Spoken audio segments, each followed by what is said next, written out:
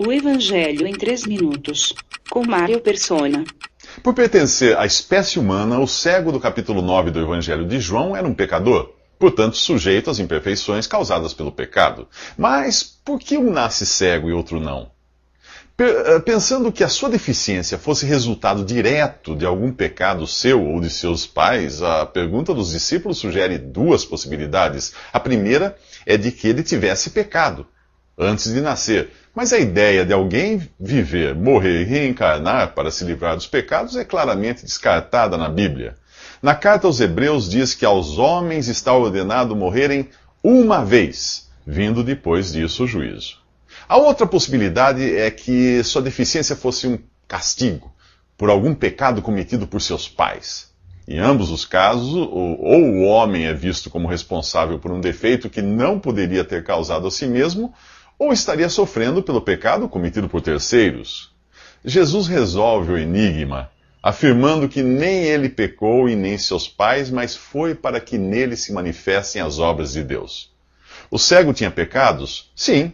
Seus pais também, como qualquer ser humano. Mas neste caso, sua deficiência não era fruto de algum pecado em particular, seu ou de seus pais. Ao permitir que o homem nascesse assim, Deus tinha em vista algo maior, manifestar nele a obra e o poder de Deus. Todos nós somos cegos quando o assunto é enxergar as razões de Deus. Por isso, nós nos indignamos sempre que algo de ruim acontece conosco. Em 1 Coríntios diz que quando eu era menino, pensava como menino, mas logo que cheguei a ser homem, acabei com as coisas de menino, porque agora vemos como por espelho, em enigma. Mas então veremos face a face. Agora conheço em parte, mas então conhecerei plenamente, como também sou plenamente conhecido.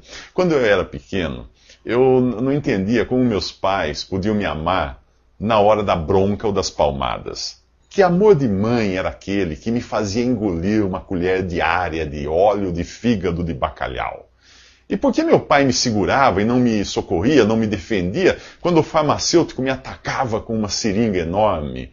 Por mais que me explicasse as razões, naquela idade eu não entenderia. Só hoje eu entendo. A nossa dificuldade não está em não existir uma razão para o sofrimento. O problema é que ou nós não entendemos, ou simplesmente não queremos aceitar as razões de Deus.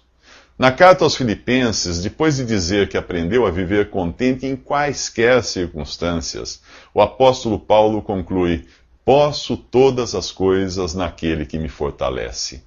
Em Cristo, eu e você também podemos todas as coisas, inclusive aceitar que Deus está com a razão. Nos próximos 3 minutos, os olhos do cego ficam cheios de lama. Visite www.3minutos.net.